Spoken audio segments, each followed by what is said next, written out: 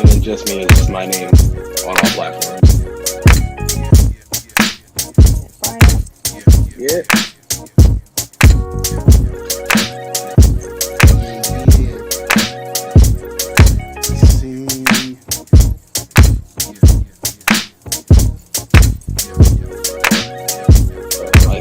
Tired, bro. Yo, I feel you. You gonna be good. I'm looking forward to have a good time. Y'all ready to roll? Just finished it. So. You just finished the Snyder Cut? Yeah, I've been moving to the place. So like, movers didn't come until like 7 o'clock last night. So I was up until like 3. Oh wow. Moving. Oh, God. So, and we're still like moving everything out.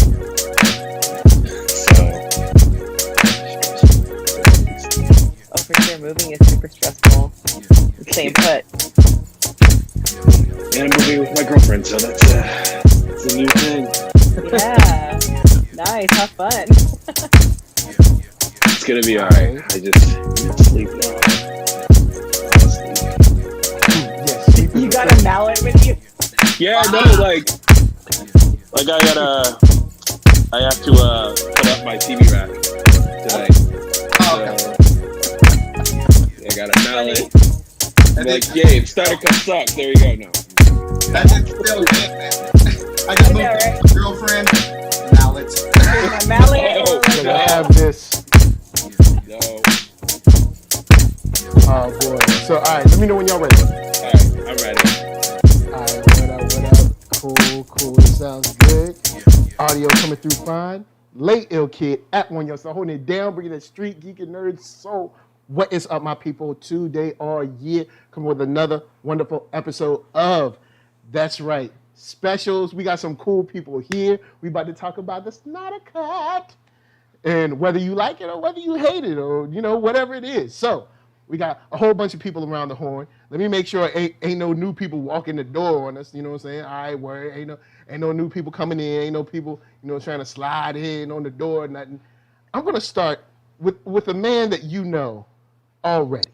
You've seen him on Tuesday nights. All right. You know this man as the heavyweight champion WWE of the world. You know this man as the fast boat speed champion 2019. You know this man as Times Man of the Year 2016 through 18. I give you Clement Bryant. See, why do you lie to the people? Do not lie to. See, I got this mallet, Mike. I got this mallet for you. No, I'm just messing with you. No, don't lie to people. Hey, what's good? We're gonna get into the Snyder Cut and all the minutia. So let's get to it. I'm excited. I'm ready for this. I've been waiting for this day for 4 years, Michael. Let's get this. Yeah. 4 years. So over here, you know her from. All right. Well, I know her from Story Geeks. Yes. I don't know what else you know her from. I'm everywhere. But I know her from Story Geeks. And Yeah. every now and then at a convention, those things that we used to go to that probably had a whole lot more germs than we thought. And we're definitely going to think about them now. Yes, Sandra Dimas, what's up? What's up? Yes, I miss cons, but they were filthy. Like thinking about Yeah. con crud these days, like I don't miss them now. Like at first I was like, oh man, I remember this. I'm like, all the people we touched, and yeah. yeah. Damn. But I'm happy to be talking about Snyder Cut Yeah. safely from my home. Yes. And last but not least, Freestyle Comics artist, creator, CEO, and also Puff Daddy enthusiast, Mike Watson. Don't say Puff Daddy enthusiast. That's a new one. I'll ride with it though, because Puff Daddy performs. He gets it in. He shut the house down. He shut I'm the not mad at it. I think you were nice to me. You just said I don't know her from the Story Geeks. Yep. See, I didn't even add anything. I didn't do anything wild. There's a lot you could say too. Well, I feel sad that I'm the only person that missed comic books. I did not get sick at Comic Cons, and I go. To, I didn't either. Neither did I. I miss it badly. I want to go back. I Yeah, got Wisconsin. where is it? Oh, well, it's not somewhere. I got my comic book mask with my characters on it. Yeah, you know what I'm saying? I'm masked up from now on, yo. I'll be like, Oh wait, look, I just found in my move. Speaking of Oh, Oh, yep, nice. wait, yep. There we go. You know what I'm saying? there we go. We're gonna interview as Kylo Ren. Yep. You know what Is I'm it saying? sad? Like, do we all have masks at hand? Like, here's my Star Yes, Wars we do. mask. Like, See, my mask is over there, so I can't get it. But I definitely, if I need to, I can still. that's I can, if I need to, I can cover up. I'm the only one unprepared here. Oh man, Over to so the dark side. we're here to talk about the Snyder Cut of Justice League, a film that came out in theatrical release in 2016, 15, 16, 17. 17. Okay, Yeah. I don't know when it came out. It's been so long. The 20 years of 2020 makes everything seem so far ago. Yes. So, came out a while back. To mixed reviews, mixed to poor reviews. Even myself, I had a mixed review on it. I had a 5-star and a 1-star review for it. So, after seeing this 4-hour magnum opus, I'm gonna throw it out to Sandra first, and then everybody else can follow. Is the Snyder Cut better than the theatrical release? Yes, absolutely. I know it's a lot longer. I just happen to love Snyder's style. I'm not like a huge fangirl of, I know that there's like that base of people who just anything he does, he's perfect.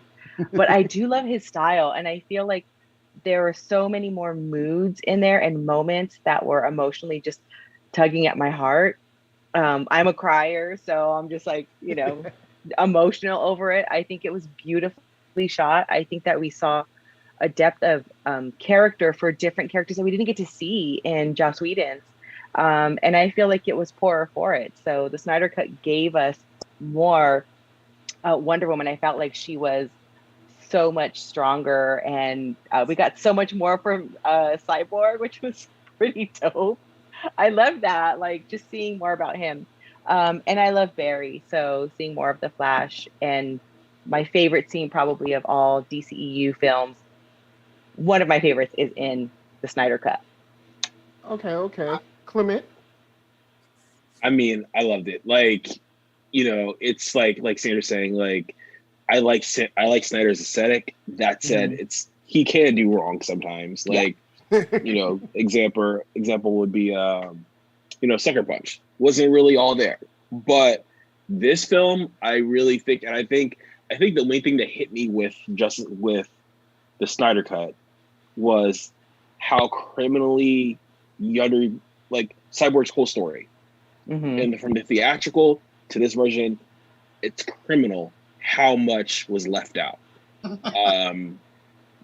Ray Fisher brought so much nuance and depth to this movie that, like Sandra's saying, it hurt me, especially that scene. We'll probably get into it, but there's a scene where Cyborg helps out a woman who's really destitute, poor on her last dollar, and that scene shows you exactly who he is. And for me, I mean, we'll get into it, but like, it's opposed to like, Man of Steel and, Batman vs Superman, who was very moody, but this movie ends on a really positive note, hopeful note, so much that I was like, is this Snyder? You know what I mean? And that was was still Snyder about it, but I loved it. I liked it. But man, Mike, absolutely loved it. I didn't even mean to cut Sandra off. I was just so excited and just blurted out, so I apologize. Yeah, it is completely better than the Whedon cut. And I agree, there's so much more added with Cyborg, and I can understand now. And now I'm curious how much was cut off from Jared Leto's Joker that we did not. I know.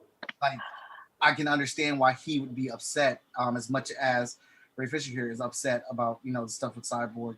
And I'm glad a woman said it first, so I could say it now.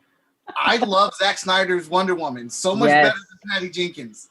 And like, I sat down and I had to ask her, like, I don't know if I'm looking at this with my male's eye, but like, it's like Snyder knows how to make her seem vicious and tough and strong and leadership, but then still, like, she can turn it on and she can turn it off. Like, she did her job. She got rid of those men and she came over there and she checked on all those people. And like, even when she was just like blocking everything, she's just looking like, are you dumb? I'm Wonder Woman. Like, just give up. But my absolute favorite scene is in this movie with Wonder Woman when she came in to save those girls. Well, that whole crew of people. Jared Leto's Joker was like that scene of him talking to Batman. My God, like, yes, I want more of that. Everyone's complaint about Superman, if you let Zack Snyder do what he was intending to do, you would get it. You would get the Superman you've been asking for because you got it in this. And it was so simply done. I mean, I know we're going to get into it, but dang it, I couldn't have thought of a better way to do it. Both fathers talking to him, just like dropping the gems, like bam, just be with them, be their leader, be their champion, fly, son, fly. Like, and he's that Superman. If he's the Superman that you all been waiting for, but there was a narrative to get there because we never got to see how it happened. I'll digress for right now. I like it. All right, so Yeah, I'll throw this in there. How much of being better than the Whedon cut is by default because this movie is one director's vision as opposed to two, and it seems that this version had way less studio involvement than the original version. So how much do you think is due to just like it's going to be better by default, and also the fact that you have 4 hours because let's just be honest. Due to rushing their universe, you need 4 hours to develop the characters that you have not yet developed because you're trying to rush into the Marvel kind of setup. So question, how much do you think is like, this is better because Zack Snyder is so good, or this is better because this is one just cohesive thought as opposed to two people trying to kind of like merge and cut and trim the fat and make, executives happy and blah, blah, blah. So I'll start with this one. Did anybody want to start first? No, go for it. But Whedon's cut wasn't just two people. And I think it's important to make sure it's Zach, Joss, and then every studio executive that was involved in cutting it and rehashing it exactly the same way that Suicide Squad was, which is why we have people asking for the Ayer cut now.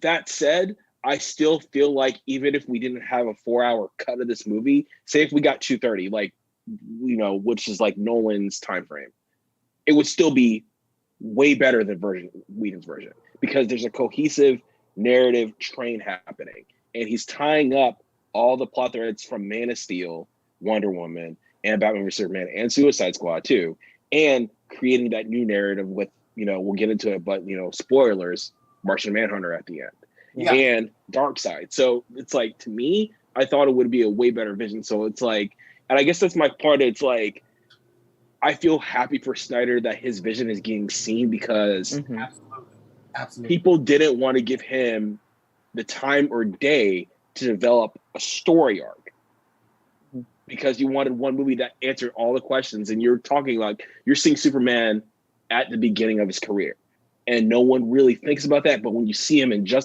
Snyder's Justice League, you're like, oh, this is the full picture that he's been promising. Mm-hmm. So, not to belabor it, but I really think it would be a better movie if we just had a shorter cut. But that said, none of the executives who were with the Justice League, as it's being called, aren't really with WB anymore. So that's my take on it. All right. Yeah, I agree. I think, so one of the things I do is I'm a book editor. So I see, kind of the process from concept to completion. So if we have an author who just drops the project and lets someone else pick it up, they're just going to miss the mark. No matter how much they try, they're just not going to have the same voice, the same motivation, and the same story to tell.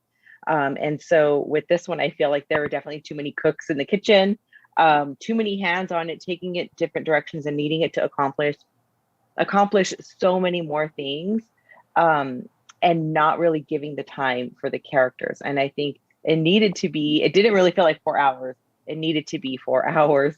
And I was glad for it. I'm glad that we got to see some of the characters that we didn't get to see the heart behind them and their why, and we got to see that in this film. And I think absolutely, yeah, it was because too many people trying to take what Snyder had envisioned, and they just weren't quite getting it. Plus the control with the studio, like execs and stuff. I think that just kind of muddied the story a bit.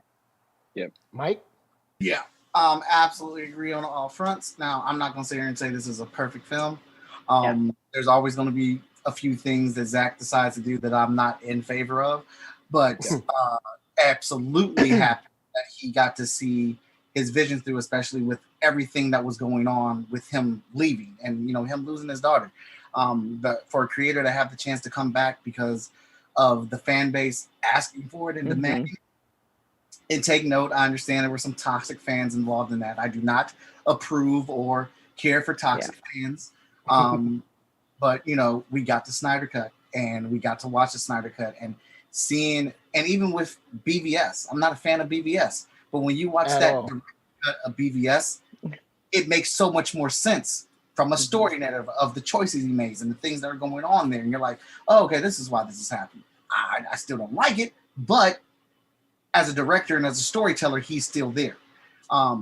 This Justice League movie flowed so much better. It led to so many things. So many characters got to have their feature moment.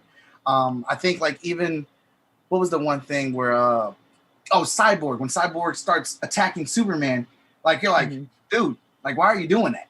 But then if you watch the Snyder Cut, you see the tech inside of him gave him a premonition not to do this. So the machine inside him was afraid of Superman. So he starts pulling out his gun now that correlates and that makes sense. I see why you're doing that. I see why you can't control it. Because the machine told you not to do it and you didn't listen. So it said, I'm going to stop it here and now.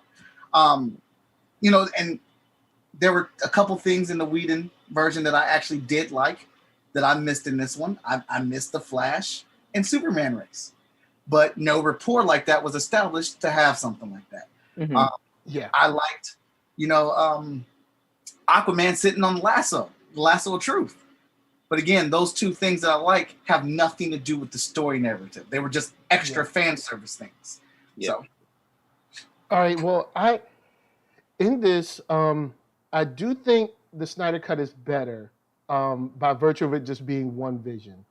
I do think that this movie had way too much to do and shouldn't have been 4 hours in the first place. But it had to be 4 hours because we should have had a second Man of Steel film or a Superman film.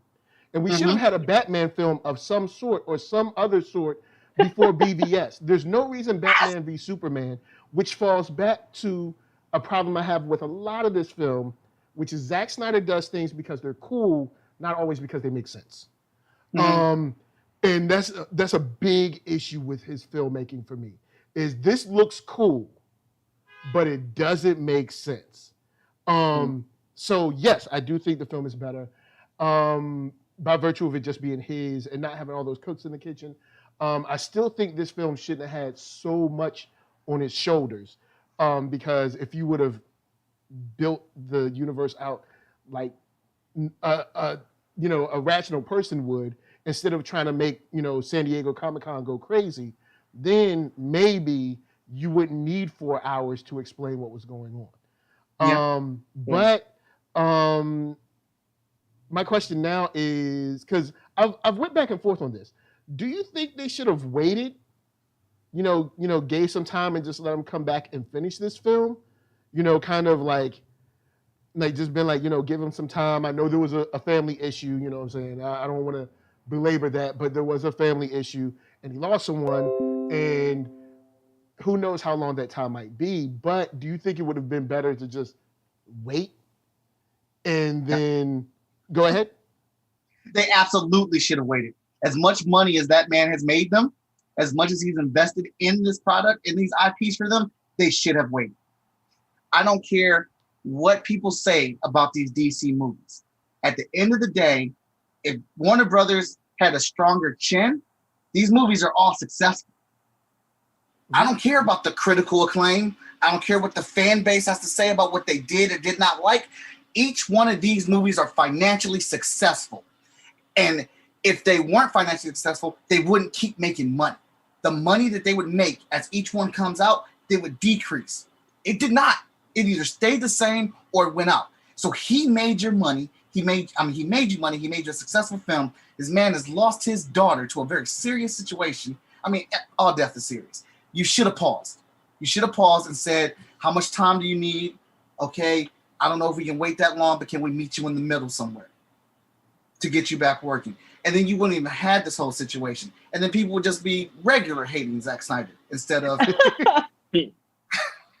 All right, so with that, I'll add this question on to the panel. Should the Snyderverse be restored? No, leave it alone. It's done. Yeah. I'm going to say it's done. I know there's a lot of people. When we get into our pros and cons, I have mine. Even as someone who enjoyed Man of Steel, I enjoyed Wonder Woman. I can't stand BVS. I still say Zack Snyder owe me about $50. All right. I bought 2 tickets. I paid for parking. All right. And I bought snacks. All right. Your boy owe me about $50, $60. But You never parking ticket in there too.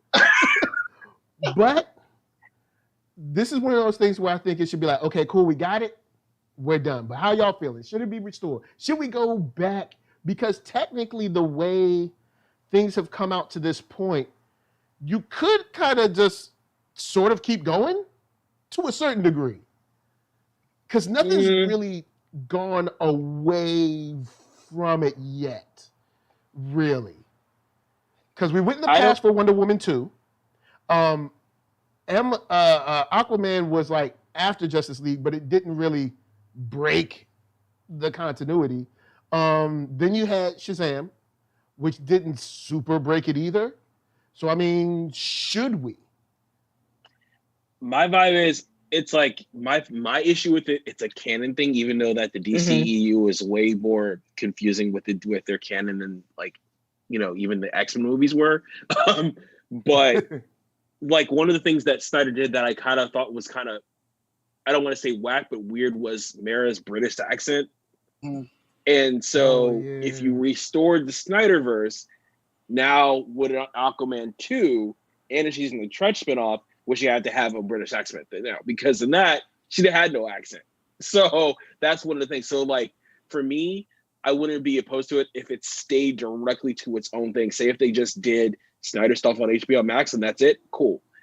And it has no other way. But like, as far as canon, I'm like, no, because they've already gone so far off book about, even in the last 4 years, they've gone so far off from what Snyder did and established that they're doing their own thing now. And they're trying to get better. They're trying to match, go toe to toe with the MCU now. So that's my vibe on it. How are you guys feeling? Yeah, I don't know. I mean, I think what you were saying, Clement, about canon, I think if the Snyder Justice League becomes canon, then they would go from there. And like Michael was saying, they haven't gone too far off.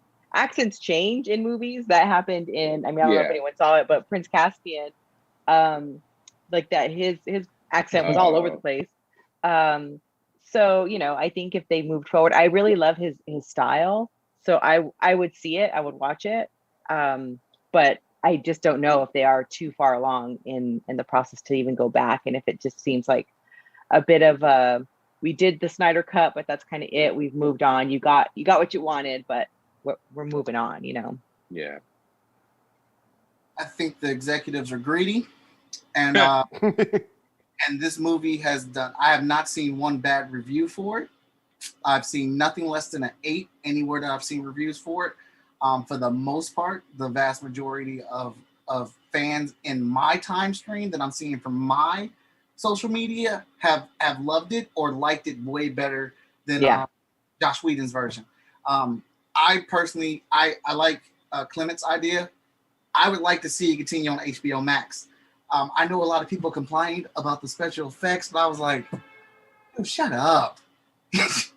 Complained about what? Or the Like, ratio, maybe? But and that didn't bother me either. But like people were complaining about Martian Manhunter, how he looked, and they said you can tell that they rushed to get it done. I was like, yeah, it's an extended cut. That got also remember, it's an extended cut that was never expected to ever come out. You guys, once again, you can't be happy. They can't be happy. And that's the issue. They moaned and cried and complained about this cut. Now they got it. 4 whole hours of it. And now you can't do nothing but complain.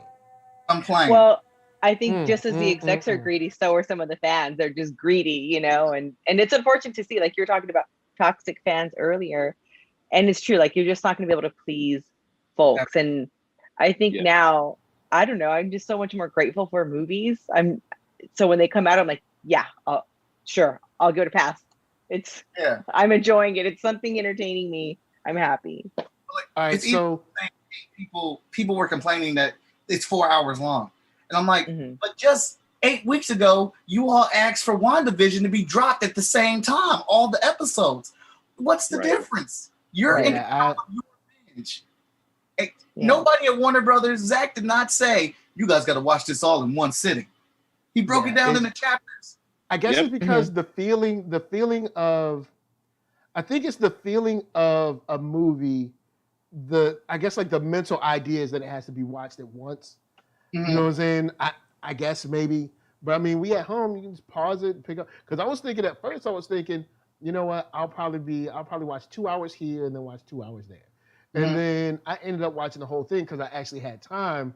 I had more time that day than I thought I would. So I was like, cool, I can go and finish this out.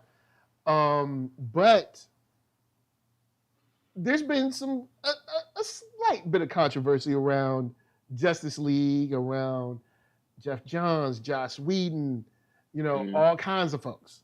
And big shout out to Brian and Lamy up in here. What up in the chat? How do we feel about Ray Fisher, his claims, and Joss Whedon now? Due to, it seems that, you know, people have been bringing up certain folks get cut. Some folks made the cut. Some people didn't make the cut.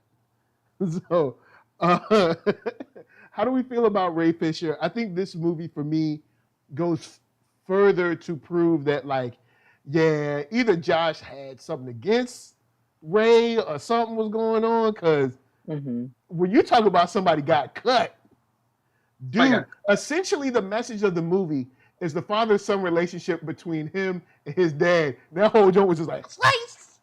Yeah. And when you say cut, it's like, okay, initially it's like, okay, a couple scenes got cut. The cutting room floor didn't really make sense from a narrative perspective, or the line came off weird. You have a whole storyline that was cut, that was gone. Right. A whole storyline. And like, it is one thing if it's okay, sorry, I'm about to curse. But it's one thing if it's, you know, a crappy storyline that doesn't make sense for the movie, but this whole movie was built around his narrative. And like, you know me, Mike, it's like, I'm not one who jumps to like immediate anger, fan anger, like a lot of people on Twitter do, but mine is just like, wow, this whole narrative was cut. He's put up to be kind of the heart of the team. Yeah. And they like, just ripped the heart out the film. And for his first like theatrical movie and pulling it off the way he did like that, he should have been in the cut. He should have been in the cut from the jump. So my thing is, I don't know if Ray was overblowing the claims oversold, but it goes further to prove his point that something was up behind the scenes, and it wasn't just Jeff Johns. It wasn't just what is his name? The guy who before Walter Amada. Tishara, Kevin Tishara. It was also Joss, and Joss doing that. I'm like, what happened? And also, why are all the people of color cut out? Too? Yeah, like, it did not look good. Like Ryan, the guy who played Ryan Choi, Joe Morton only had a couple scenes. Like, what's the deal? Like, I didn't realize Ant-Man had a cameo in this movie, and you know, Zack Snyder pitched an Ant-Man spinoff coming from this, and like he's completely gone from there. Wow. I mean, with Cyborg. Adam. Sorry, Adam, you good? Yeah, Adam. It Um, so Sandra, with you gonna that, say him? Wait. all right. yeah. Well, I think what is so incredibly disappointing about Ray Fisher being cut is everything that was cut was what made him human. So his humanity was stripped out. All he was Cyborg, no philanthropic tendencies before or after. And that, to dehumanize someone like that, that to me says something, like, Says why a would you lot about who dehumanize? Joss is. Right. Like, why would you dehumanize this character? Like, I'm just curious about why he chose that character who had one of the best stories, I think the best story, because we see him before, and that was so beautifully shot too, like the football scene with the snow falling, and like it was just like there were so many moments when I was just, my jaw was dropping because it was so beautiful. So even from that like aesthetic standpoint, leave that in. It's art, but also his story of like his relationship with his mom, his relationship with his dad, and the longing that he has. And then where his dad is and the regret and potentially losing his son, but saying, no, I'm not going to lose him. And why he's motivated to keep him around, and even his struggle with being alive still as a cyborg, all of that was gone. And then what he does for hacking and changing the grades of his classmate. And then we see that was already in him before he became Cyborg. And then we see now that he has this power, now that he has this ability, it just amplifies who he already was as a human. And so now he's going to do it in a way that he couldn't do it before, where he's able to hack and give this woman who's struggling with her kids, to give her money. And all of that was gone. It's just so strange to just see him on a rooftop. Like, oh yeah, he actually appeared like we would expect to see in an end credit scene. Like, here's Cyborg, woo! And that's about all you get of him. But except he's got to be through the rest of the movie. So it's weird. It's very, very, very happy to see the Snyder Cut and see Cyborg. Yeah, I really like the interaction with his dad. As somebody that, because normally in a movie, they have the grudge, they have the thing that separates them, and then they repair those bridges. Yeah. And Cyborg got to have this whole story where we experience him and his parents, and we see, like, as a dad, I get it. I mean, you put your son in a messed up situation, but you'll do anything to save your son's life. And I think Cyborg got that, but he was still heated. And so him being able to stop that anger that saved his father's life, but then once his life was saved and he was cool, I'm still mad. Yeah. Like any other movie, they would have repaired that bridge. That would have been the thing that brought them together. But like, I guess I like the realistic aspect of that they kept that in there, that like, and it would have led to, if the universe was continuing, that would have been, he died, potential story narrative that could have still happened with them. Like, how does he develop now? Like, at the end of the movie, he goes back and fixes the recorder and listens to his dad, which I would agree with one of the reviewers, is I like his dad narrating the ending versus Lois Lane narrating the ending. I thought it was so better. Yeah. Because it means more by that time. Jumping off from that, what are our favorite additions, changes to the film? I'll head it off. My favorite additions or changes is, first, we actually understand what the relationship with Ray Fisher or Cyborg and, of course, Miles Bennett Dyson is now.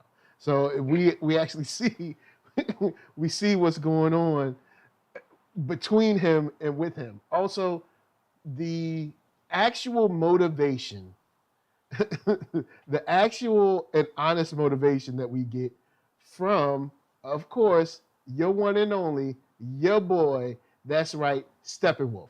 He actually has a motivation. We know why he's there. It makes sense. It's like, wow, okay, cool. Now the villain is more than just like a guy. It makes sense. And there was actually a little bit of emotion in there. There was a little piece. Yeah. So I'm like, all right, Steppenwolf, you got motivation. Cool, no doubt.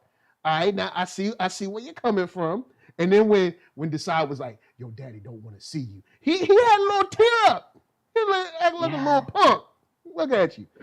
I just want my daddy's love. They over there crying.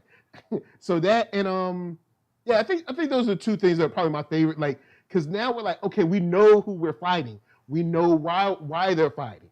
It makes sense. He's trying to like get his daddy's love. You know what I'm saying? Hey, it's understandable. I mean, he still got to go down, but it's understandable. Yeah.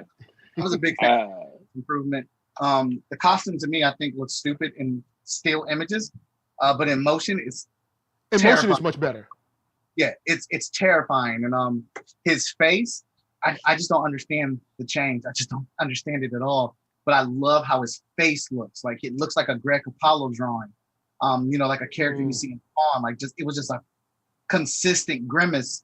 And I was like, I love how it was designed. And then when his eyes lit up, it was game time. When that like light got put in his eye, I was like, oh, he done went Super Saiyan level 3 up in here. I mean, the motivation too. Yeah. No, sorry. Go ahead. I didn't mean to cut you off. No. You're good, Clement. For me, I think one of the things, like, of course, it was a story, but also the fight scenes had better consistency. I would say, like, you could follow them a lot better, and even like when they got better, they were more visceral. Yeah. Like the way that Superman completely overpowers Steppenwolf at the end of the movie. It's not even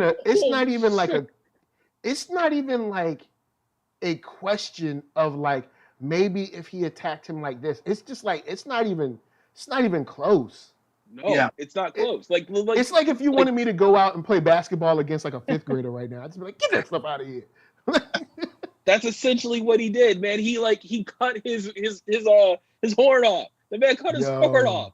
And then you saw the overhead shot of him pounding people. This man had vibrations coming out of his punches. Like, and this is what I'm saying. Like, say what you will about Snyder, but when he does a fight scene, he brings the fight scene. He brings it.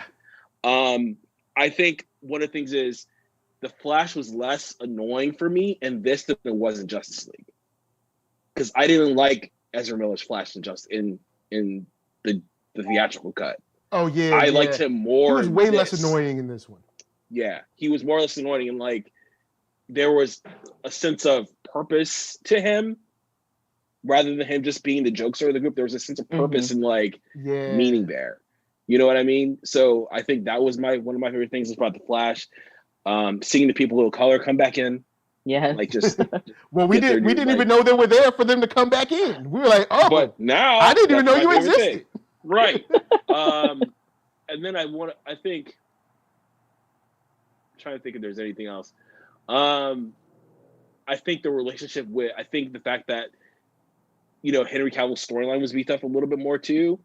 Yes. And so you saw that connection between Martha and Lois, I think really hit me. That was the thing that hit me. Especially since he had like no lines in Batman versus Superman. That part. But yeah, I'm done. But Sandra was So I'm trying to remember because it's been a while since I've seen Justice League. So I don't remember if that car scene where Barry sees Iris that's new, right? Yeah.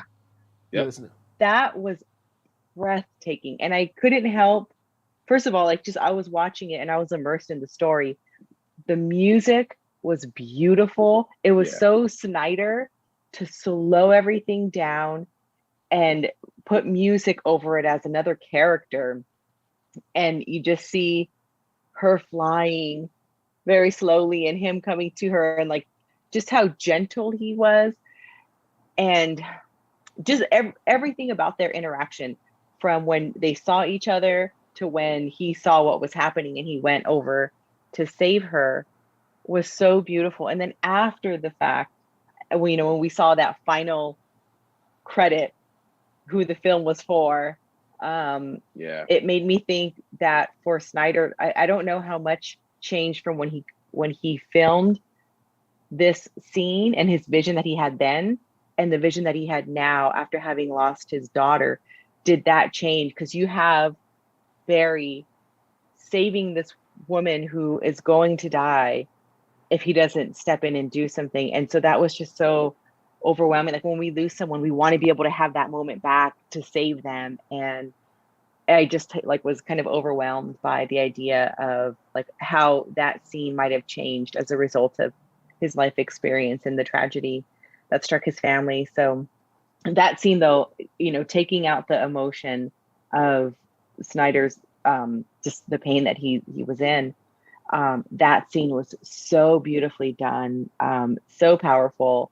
That was my favorite scene. And then the other one was really the difference in how Wonder Woman was treated. I wouldn't go so far as to say it was better than Patty Jenkins, but it was definitely better than Joss Whedon, because she was so much more badass. And like that establishing shot that comes up and you just see that statue and then boom, there she is, like standing atop, overlooking the city. That was a beautiful shot and a beautiful scene. So I think those are probably the big standouts for me, is the car crash scene and our first look at Wonder Woman.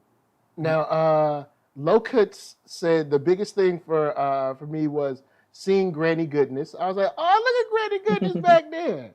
I will say the Wonder Woman scene, all except one part, because Zack Snyder got to be Zack Snyder. But the fight scene was crazy. She kicked the out of this dude. This dude was dead, all right? She kicked the dude into the wall. His body ragdolled. It was over. That dude, she kicked him to sleep, all right? When she kicked, I was like, whoa. Because I forgot, because of course, how Zack Snyder handles action is so much different. So I was like, she came in there and wrecked shop. She did. But then Zack Snyder had to be Zack Snyder, where she technically created just as much damage as the bomb probably would have created. When she could have just pushed the dude out the window. She was like, nah, how about I just level the floor of the building? But you know what? I understand. You got to take the movie with the Zack. So I understand. But I got to understand. You got to take the movie with the Zack. So I get it. I didn't mind that part because that dude just kept trying to kill people. Like, he needed to be obliterated. Like, he looked at this. She could have just pushed him out the window and he would have took an L. She blew up the bit. Like, the whole reason of getting rid of the bomb is. He just went too far, man. Zack, you were this close. He looked at his handgun and said, that's not good enough. Let me get the machine gun because now I can't use my bomb. And he just kept trying to kill all these little kids. But yeah, if she would have just pushed him, like if she would have pushed him with all her strength, and you saw the police be like, it would be like, oh well, you know he did. Like, he is not going to be in Justice League 2. Like this is going to be over for him. But that's also part of the thing that I like about this version of Wonder Woman.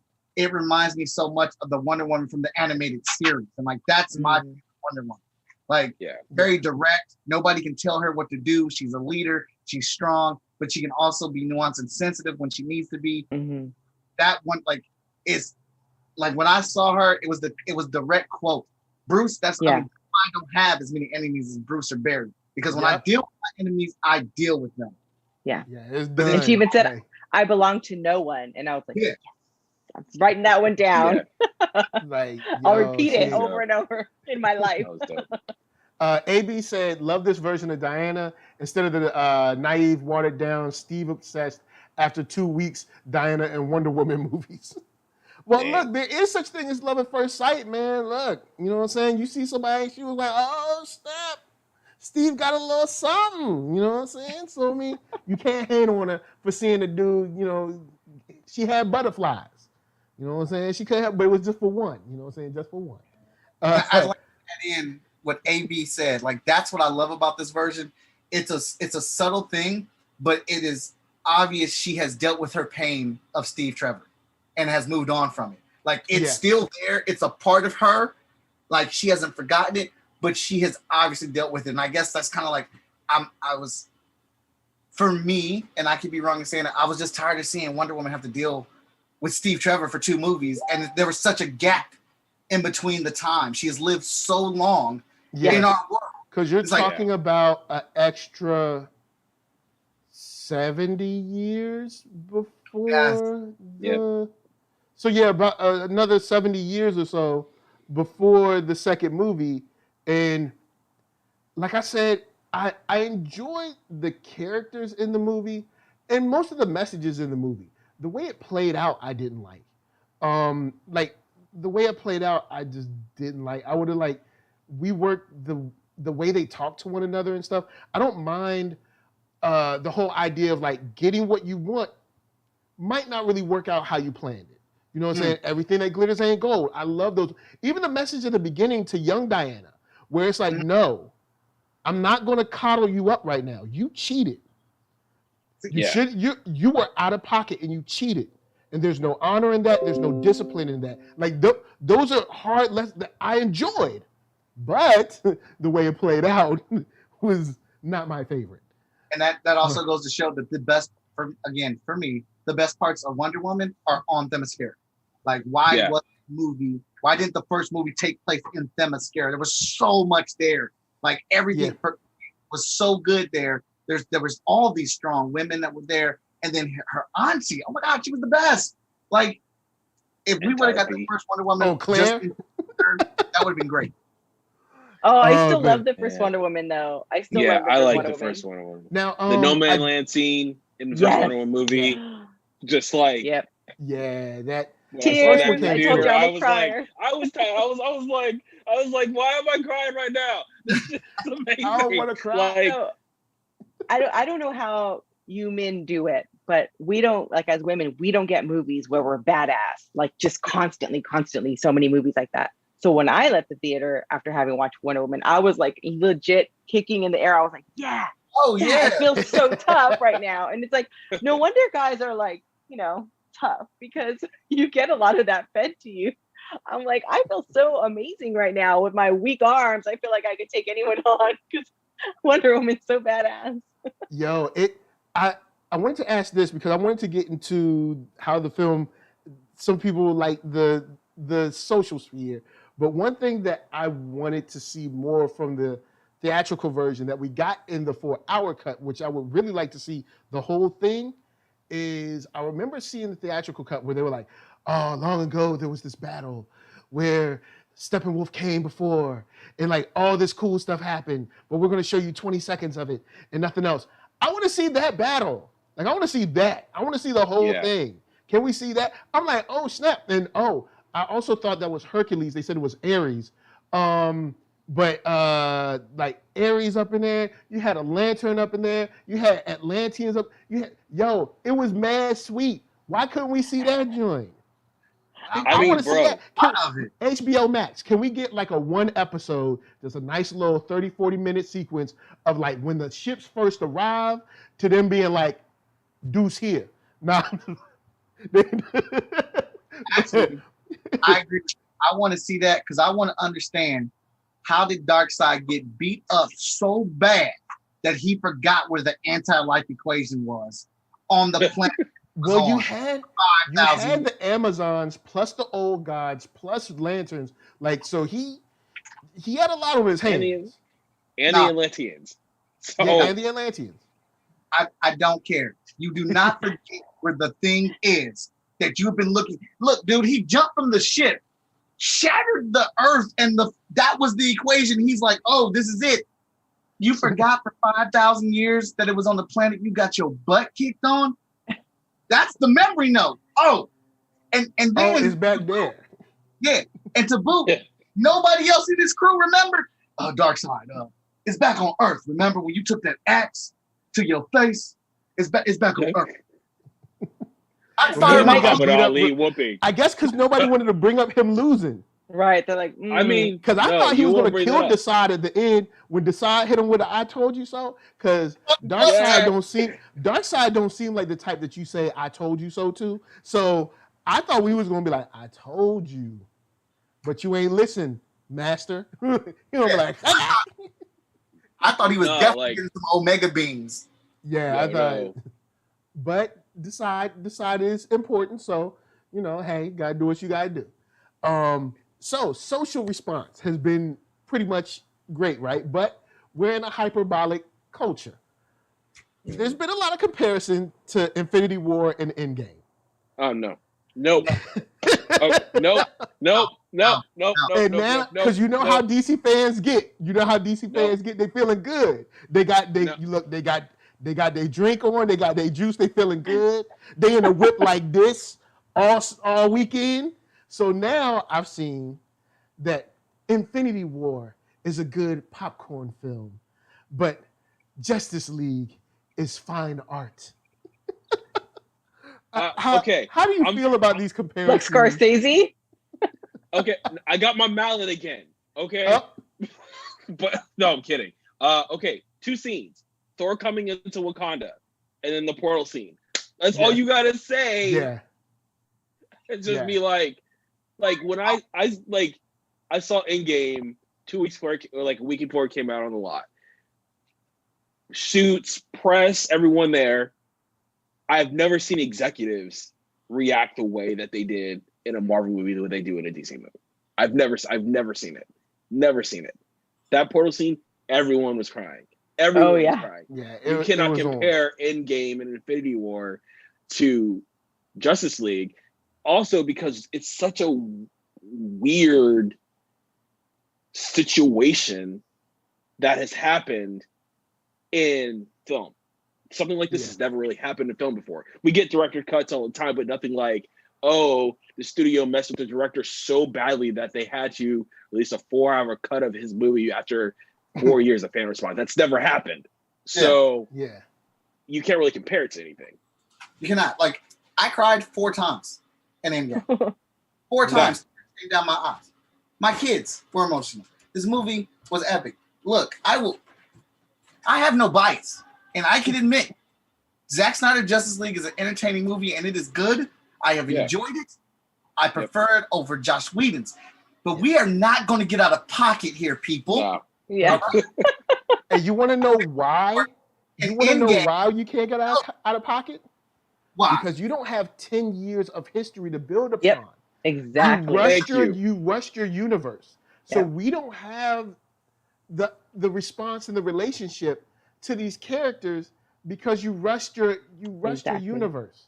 So now what you want in-game love and you ain't done the in-game work. You know what I'm saying? Marvel been in the gym 10 years, pressing films. Pow, pow, pow, pressing films. What you been doing? Nothing. Now you want to come out 2-3 years. You want to press up an in-game.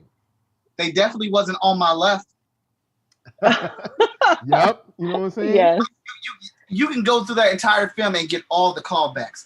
And like, I know you said the rings, and I know you said Thor coming to Wakanda. I will raise you one Captain America lifting up the hammer. All right, man. Oh, yeah. There you go. Or everybody in the theater knew he was going to say Avengers Assemble. When he had that hammer, and he was like, Avengers. Everybody standing tall. Chills. He was like, Assemble. Everybody was like, it's on. It's even just the line with Stark's daughter, cheeseburgers.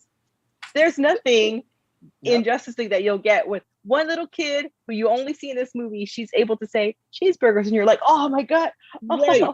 Or it's like it means so much more now that Chadwick is gone. But seeing T'Challa, Shuri, and Okoye come out of the portal scene, and there's just piano strings or just piano going in the middle, and you just automatically are like, oh my god, thank you so much. And it means so much more now that we don't have Chadwick with us anymore. And so it's like when people want to start getting out of pocket about being like, oh, you know, Zack Snyder's Justice League is way better than anything that Marvel ever did. Like, who's saying that? Like, Brian in the chat says, as a DC fan, it's not as good as Infinity War or Endgame. Yeah, and here's I want us to talk about our cons. I'll bring up some cons first. Here's why. Because it's good because we got a singular vision from Zack, but it's also bad because of Zack. Here's why. Zack uses slow-mo too much. Too much. Way too much. Everybody did not need their own like musical montage. They didn't. I think I probably could have cut 30 minutes off of this just for slow-mo alone. Not 30 minutes. Okay. A smooth 20 though. Character assassination. Lois Lane got slow-mo walk through the rain for some coffee, man. Come on. And then that was some good coffee though. Okay. I want coffee like that. I like the fact that Barry saved Iris, but the way it happened was dumb. The whole like, I'm eating a burger. Oh, I dropped the burger. Let me look for the burger. You are driving a semi through like a tight little baby street, and you're like, oh, let me go down, look down. I mean, but did you all see that floor too? Did you see the floor that he was trying to get that burger off of though? Yo, that scene, like that burger's scene came by in slow mo like this. Wait, But I was like, wait. did we just slow mo the scene? Like, yo, if I was McDonald's, I would have took that joint and clipped it. I would be like, sesame seed buns, still better than McDowell's. I would be like, wow. But anyway, what cons y'all got? I really wish, I really wanted Flash's run to be a Whedon thing, but it's not. So I still hate it. I cannot stand the way Flash runs. Yeah, because people don't run like that. They don't. They do not. The and whole, like, make them be slower. I don't care how much speed force you got. Your run isn't even accurate for a speedster, for a track. What you want to do is study probably Michael Johnson, who was dominant for 9 years in world competition, and Usain Bolt. Study those, put those two runs together, put some electric around it, boom, there you go. That's not like it was just women. What's going on here? Darkseid, and I'll say it again, Darkseid getting beat up so bad he forgot where the thing was that he wanted for 5,000 years. And no one else him up good. Like, dude, so it actually belittles the strength of Darkseid, because when the Justice League is all staring at him at the door like, you feeling froggish? And he turn around, no, that's Darkseid would have jumped through that portal and handed them something. Like the Darkseid that I know, that I'm you know what? Yeah, now that's something that seems to be done in films in general, because kind of you have to kind of bring down people's power level. But I agree. I think Darkseid, Darkseid would have came through that joint.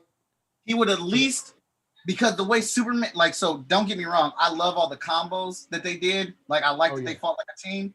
But once Superman destroyed Steppenwolf and they pieced your boy through the hole, Darkseid would have hit him with them Omega beams. Like, remember your play. Yeah. Like, he would have left something on him. Like hit him with the Omega beams, knock Superman on his butt, and then like maybe give him a stare down and then like close the, then be like, look, hey, because he's showing up straight. His son was dead already, but he like straight squashed his dome piece. Like, he was like, I don't care about my kids. Like, but they maybe that scene in, we need more of that first battle, the one that he had to run away from, because he is a strong guy. He's essentially a god. Like, I know you got to dumb him down, because if you kept him at comic book levels, you would also have to raise everyone else. So I don't know. I don't think you got to raise everybody else, because the way Superman beat that dude down was ridiculous. But I appreciate it, because my mama said, you hit somebody, you don't stop hitting them till they pull you off of them, or till they not moving no more. That's how my mama told me how to fight. Mama said knock you out. So, all right. Superman's level was already there. So if Darkseid just hit Superman with the Omega beams and sent them to the other wall and just looked at him like, boy, I'm coming. And like that would have put the fear in all of them. Yeah. And I think it would have progressed nicely into another, just like, we still have our work cut out for us, because that was easy, but he's coming. So we need to get ready for him. You see what he just did to Superman? And that was, and the way he did it in such a casual way, like I'm gonna see you. You know what I mean? I'm gonna see you. All right. Well, okay. The first thing was like Darkseid. Like, I wanted to see Darkseid for so long in live action, but like, dude, Darkseid got beat. Like, we're talking Muhammad Ali beat. Like, in the first like third, I was like, wait, this is character assassination. Since when does Darkseid fall that easily? Like, what? That was my first thing. And as much as I say, I'm going to say it again, the Mara stuff really kind of confused me. Like, because that Mara, I've been waiting for that Mara. Right? Mm. That Mara that we saw, like, I was like, I want this Mara. And I'm saying it's like a pro based off a con, but it's like, that's the Mara that I want to see in the Aquaman movies. Not someone who just stands around or who is the sidekick. Someone who is, she is like, I don't want to call her Wonder Woman level badass, but like she kicks butt. She So holds you her want own, her to and bring that's the energy that she be bringing at home to the screen. That's what you're Right. saying. That's what you're saying. You want it's like where was this Mara? As much as I love, James Wan's Aquaman movie, I was like, where was this Mara? Like that was my thing. I'm like, okay, where's this Mara? I think a con for me, the 4-hour runtime was a little bit much for me. Mike, you know how busy I get with work and all that kind of stuff. But like, I was like, 4 hours. I mean, I can hang in there, but like, I was like, yo, 4 hours. Oh, I can get it in. But that's the only thing. But like that said, it's a minor kind of quibble for me. now with the 4-hour runtime. Blerdish asked if we had theaters normally, do you think they would have done this as one full 4-hour film, or they would have like cut it into 2 parts, or maybe like an intermission or something like that? Maybe an intermission.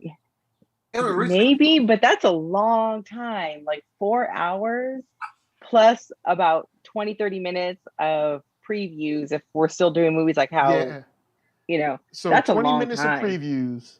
I mean, I think plus a 4-hour movie plus an intermission. Well, you have like 2 showings a day. It was originally supposed to be 2 films to begin with, but even if they did release it as a 4-hour flick, I think we've just been locked up in quarantine too long, man, because I am a Lord of the Rings vet. 3.5 hours for each film. Did not need a break. Was there at the midnight showing.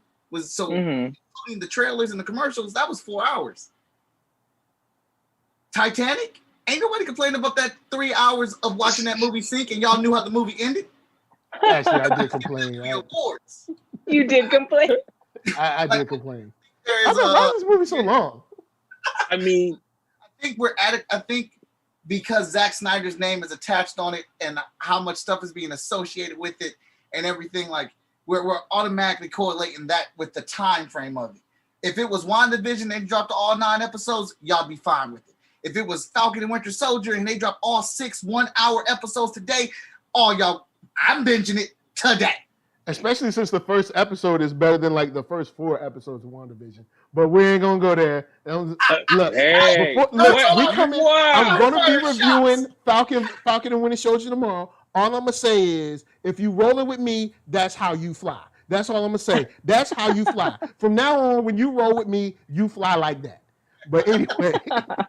Okay, I only say and so like I want to clarify, but like I always say the runtime in the sense of when you hear 4 hours, I'm like, okay, I'm thinking it's gonna be bloated, right?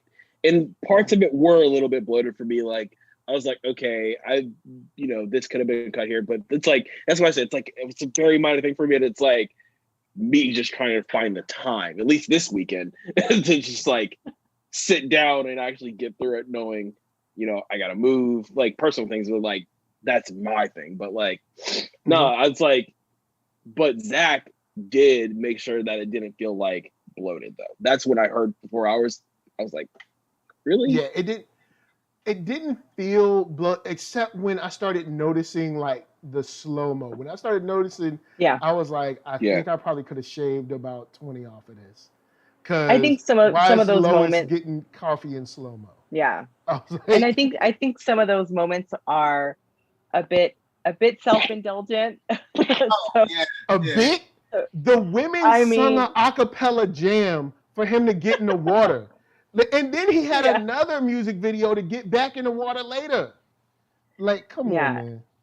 It actually did remind me of Suicide Squad in the execution of it that was very different. Because Suicide Squad had basically music video after music video after music video. And the execution of it, I think, was not done well. Whereas with the Snyder Cut, I feel like it was done well, but yes, there were moments where it was self-indulgent, and it's like, look at this, how like beautiful I can make this. And I appreciated it. I liked the beauty of it, but I would have to force myself to say, yeah, you know what though, but you could cut some of these or not make it in slow-mo, still make it beautiful, but not in slow-mo. So yeah, I mean, I think that would be kind of the con for me, is begrudgingly acknowledging that there were some self-indulgent moments that could have been cut to make it a shorter film and maybe more accessible to people who for some reason feel like they can't watch 4 hours, which like you're saying is strange, like when cut we're all gonna the chapters and put them on. Yeah. yeah, maybe. I mean, I think the slow-mo you're talking about, yeah. Because I think after, they could probably cut up the chapters and put them up on HBO Max. So like you could, you know, watch little pieces if you wanted to. I guess I'll end this with this. We have, I'm sure, all watched Infinity War again, watched you know, Endgame again, you know, our favorite piece again. I've already watched Falcon and Winter Soldier episode once, twice, probably watch it again today. How many more times are you planning on watching this film? Are you planning on watching it again? Or are you like, I'm cool, I've experienced it, I'm out? Or, you know, where's the replay value for you on this? I think I might watch it again when, you know, life comes down for me. But like, I might watch it again like on a weekend where I'm just like, I got nothing to do. Let's boot up the Snyder Cut again. Let's see what I missed. I'm sure I missed something in 4 hours. So Yeah. you know, but yeah, I'm gonna definitely check it out. And the Joker part of it was the part of it that is gonna keep me coming back. The Joker part, poor Jared Leto, because I'm like, this was believable, and I liked him.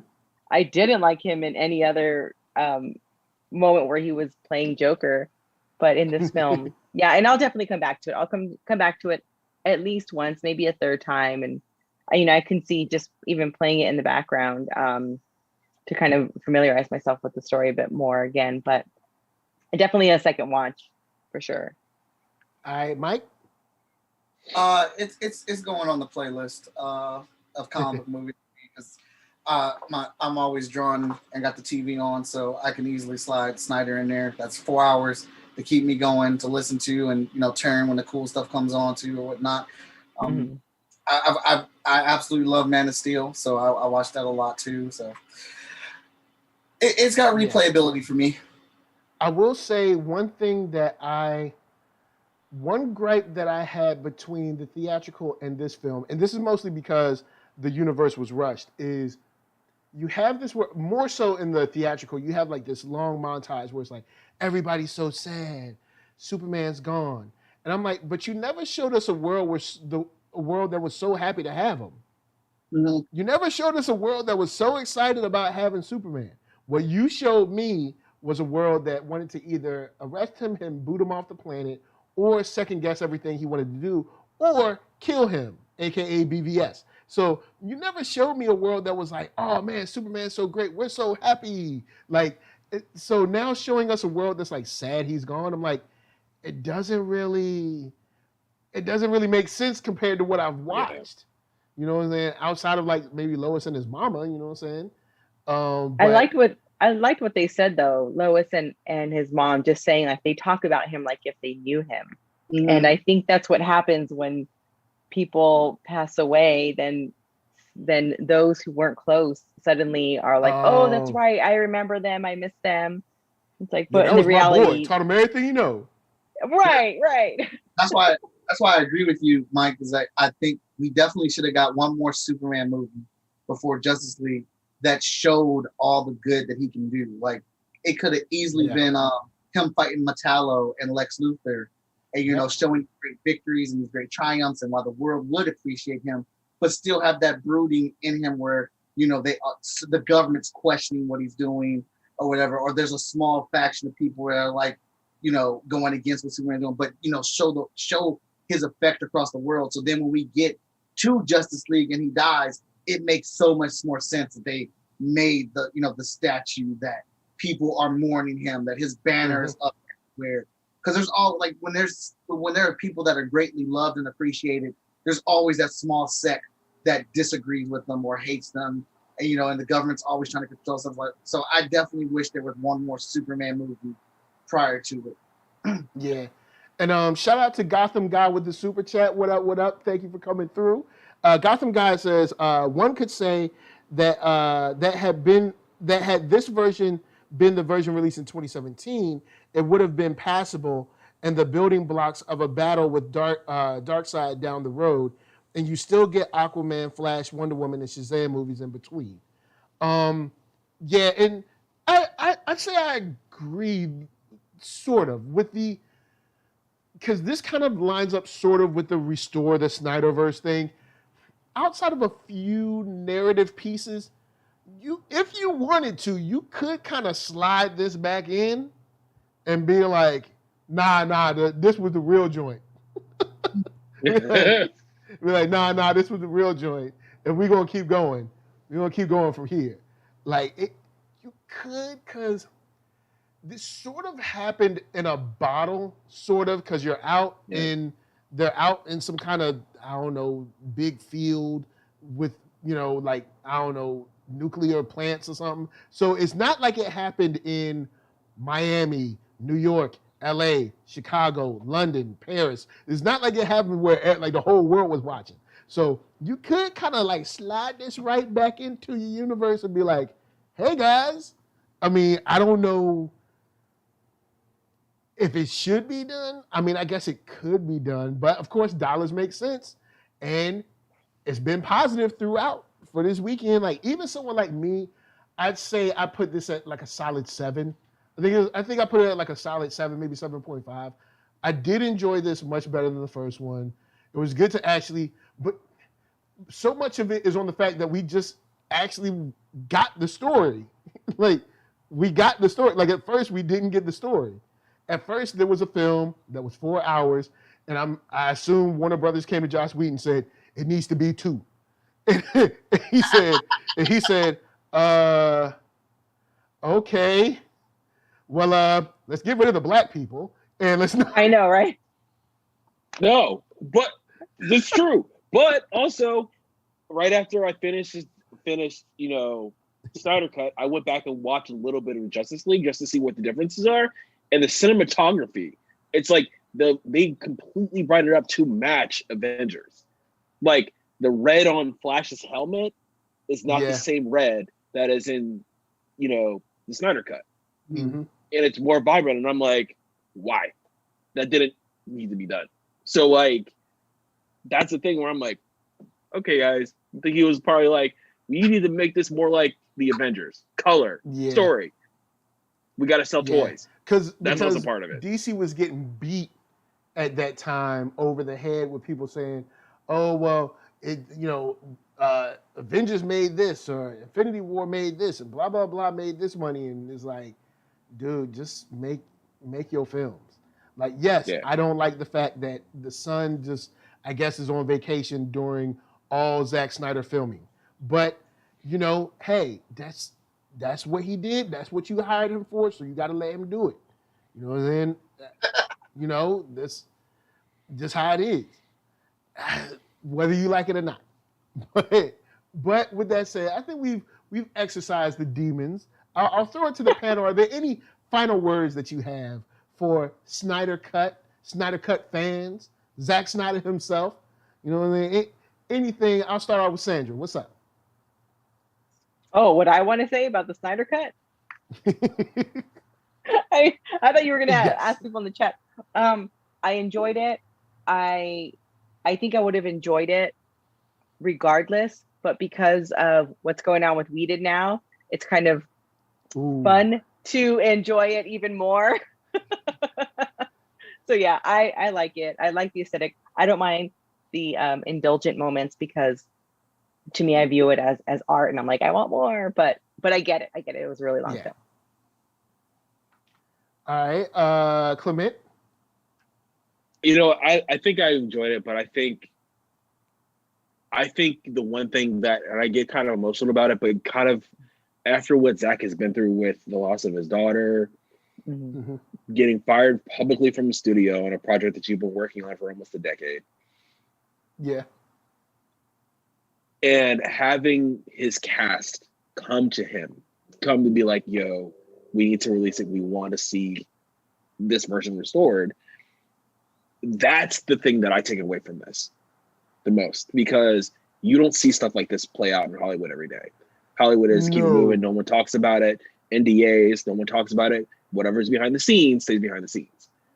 And like Sandra said, what's going on right now, it kind of like speaks to a lot of what was wrong in 2002, between 2016 and 2017 with the development of the theatrical version. So for me, I don't want to say it's a crowning achievement of like the best superhero movie in history, which is not, but it's like that story that he got to put in his hard work and he dedicated to his daughter, that hits me on another level. And I think Snyder pulls it off in a way that we haven't seen him pull off before, because he knew he had to. So yeah, that's what I'll take away from it. All right, Mike. My takeaway is that this is Snyder's resume and application for all movies going forward. I'm a beast. I'm still standing. And y'all need to hire me for more stuff. And I will gladly still go watch Zack Snyder movies. Very happy that he got to do Justice League and we got to see it. I love that, he dedicated it to his daughter. I think that is wonderful and that is extremely powerful. It also showcases the weaknesses within Warner Brothers and how they run a studio and how they decide to run film.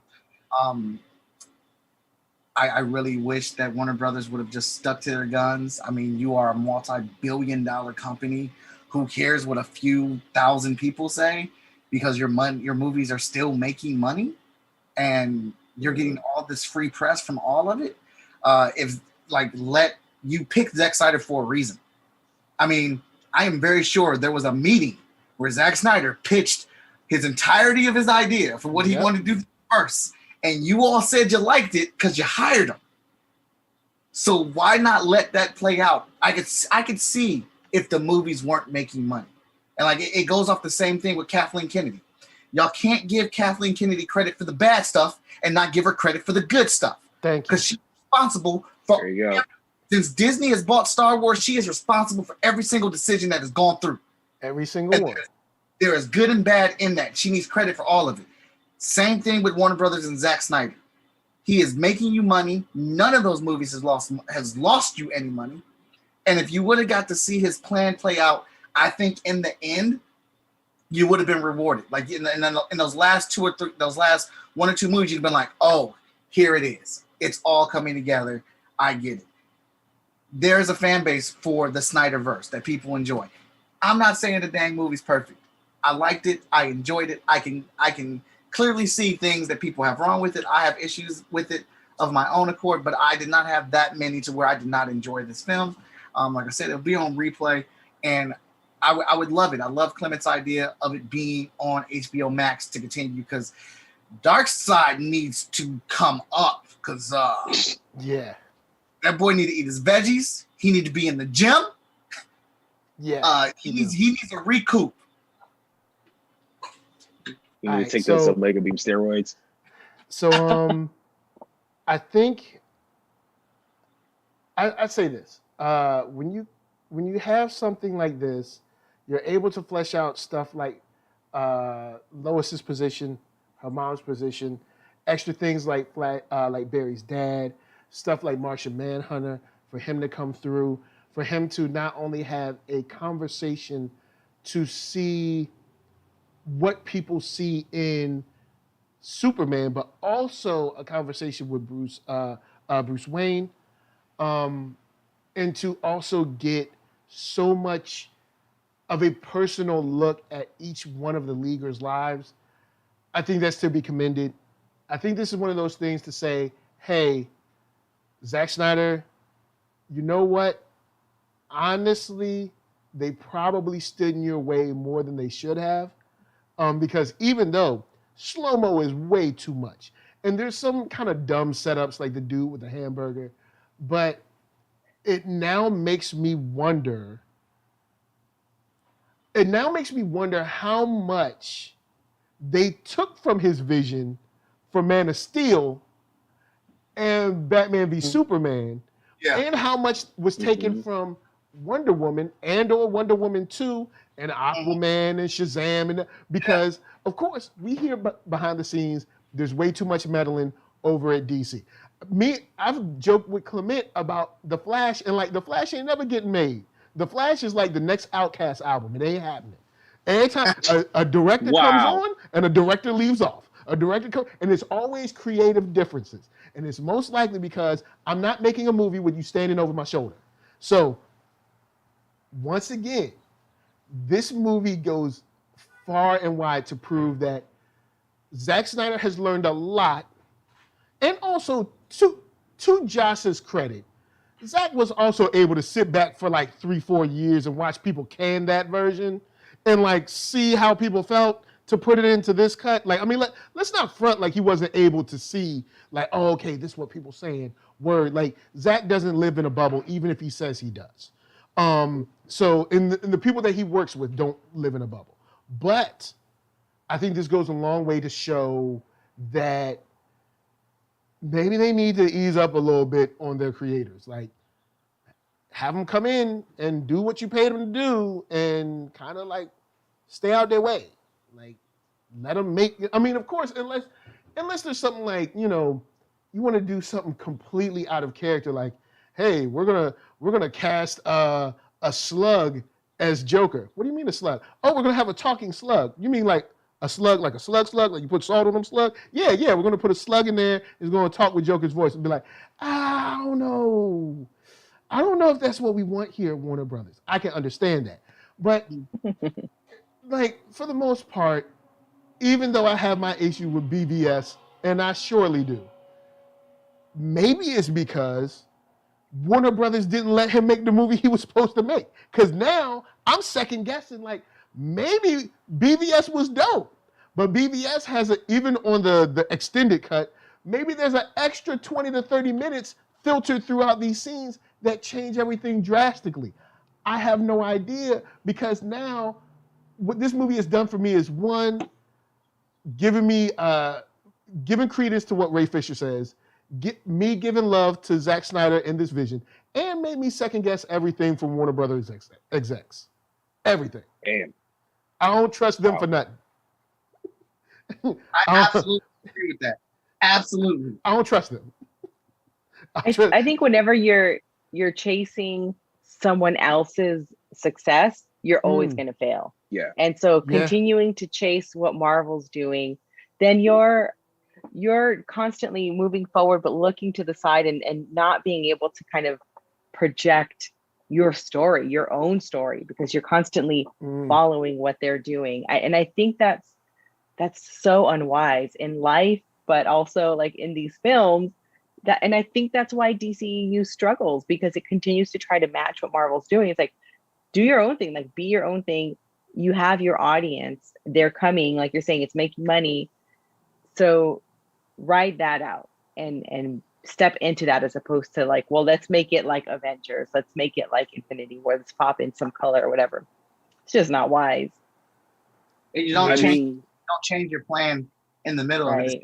You have it's, what's the other director's name? That does all the action crap with the Transformers, Michael Bay. Michael Bay. Oh, yeah. I can't stand Michael Bay. But you know who he is when you hire him. Yeah, you know who he is. Yeah. And to this day, there are still directors that try to replicate what Michael Bay does, and they can't. Because Michael Bay knows how to direct action. He knows how to shoot that camera. He's good at what he does. I just don't like what he does with it sometimes. So you hired Zack Snyder because you knew what he was doing. You've seen his resume, and he pitched his story to you. Ride it out, man. You're not going to be Marvel. You're not going to be able to do what MCU did, because either way it goes, I just wish there was somebody there that would have just said this. Either way it goes, if we try to do it in the exact formula that Marvel says, they're going to say we're copying Marvel. If we try to go the opposite direction of what Marvel's did, they're going to haggle us for that. So we might as well just do what we want to do just follow through with it.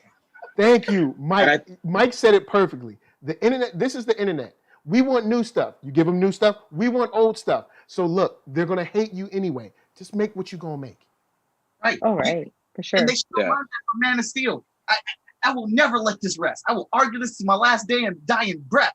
Y'all wanted a Christopher Reeves type Superman movie where he did everything the way Christopher Reeves did, where he was fully aware of all his powers, and they gave you that in Superman Returns, and we hated it. And then you said, I want a Superman I can relate to. I want to see some Superman type level fighting. I want Superman to be humanized. Zack Snyder gave you that, and you hated it. People, I'm the chef. Stop telling me what to do. And I think one other thing I want to add is the thing that I not miss the most, but when I think about Warner Brothers, I miss the executives and decision makers of the Nolan era when they were there, not Tashara, and not this whole now AT&T is making the calls that Warner is not making at all. Yeah. And I think that is a big thing that played into Tashara and Justice League, because you have AT&T making calls for the studio now, and also now let's not front, we have the HBO Max of it all, where every basically every studio is changing their company around streaming, which I'm not mad at, but when you have that happen, that's going to affect everything across the board. So I think that's a big thing that we had to kind of take into consideration too, and I think that's why there is a degree of, it's not just Joss, it's not just Chris Terrio, it's not the writers, it's also the corporation. And Warner Brothers is usually known for being the most talent-friendly studio in Hollywood. They're clearly not anymore, based off what happened with Zach, and based off what happened. Mike, we and I talked about it, but what happened back in December, where they just went out and said, okay, every movie is going to be released day and date on HBO Max for the next year. And okay, cool strategy, not criticizing, but also your talent is going to be mad. So that's also a part of this that I think they forgot. You know what I mean? Especially when we talk about that, which is why they're trying to repair that, which is why they got Zach back to repair that kind of thing. What up? So, with that said, guys, we have exorcised the demons.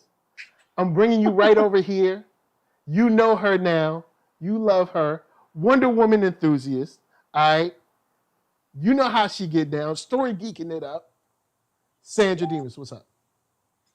Hi. Tell them where they can find you at.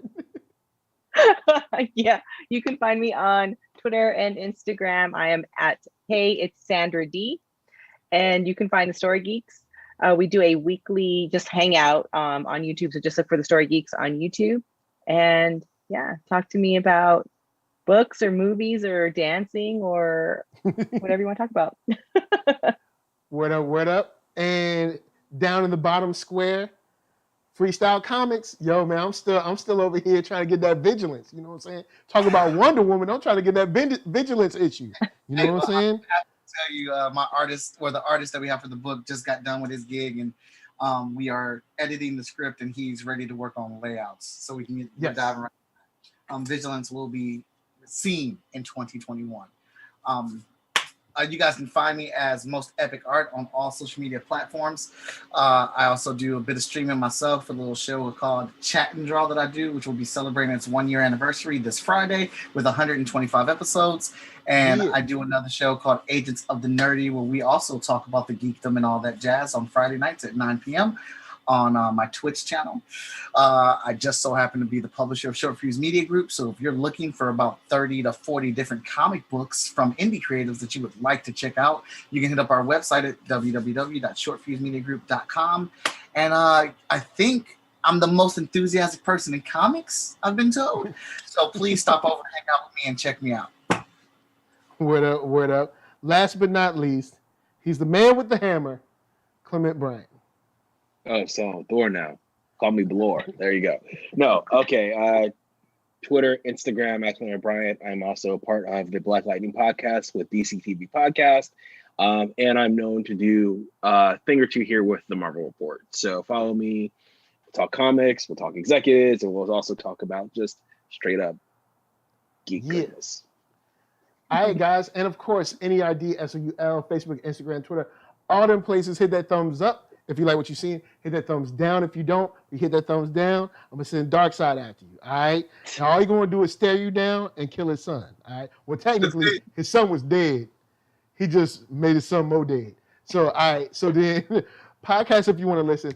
Spotify for that music. And a big shout out to the chat. We had Blerdish come through. No One Nobody, Low Cuts. Did we have Alan Lewis? I know we had Armand up in there. Most Epic is, of course, doing double duty. You had Gotham Guy, AB, Armand, like I said before. Who was up early in the chat? Lami came through super duper early in the chat. So much love to all y'all. If I missed your name, it's not on purpose, all right? The names is little, all right? So stop hating. So with that said, we're going to leave y'all with P.L. Parker Lewis and Arcatron, some dope music. Get your headphones ready. From us to you, we just say thanks for watching and peace. Later. And we out. Yeah. Good. All right, word. I'm the man, yes sir, that killed the bear barehanded so the people won't forget it. Getting money for I was legal to drink. I care what a broke nigga think. Just like the Parker Lewis. Look, everything I do so cold. I can do this, both eyes closed. Too short, I stay on my toes. About that guap boy, anything goes. Help the bear if we outside. Help the bear if we outside. Still tipping, baby, nothing changed. I'm still grinding over here, yeah. Still sliding through my own lane. Shorty, nothing funny over here. Dallas rain everywhere around me. Dream to get money. Made it through the storm, living sunny. Dreams came true, now we eating. I got more dreams to chase, gotta reach them. Trying to put a team together like the Hunger Games. Everybody grinding cause we all came from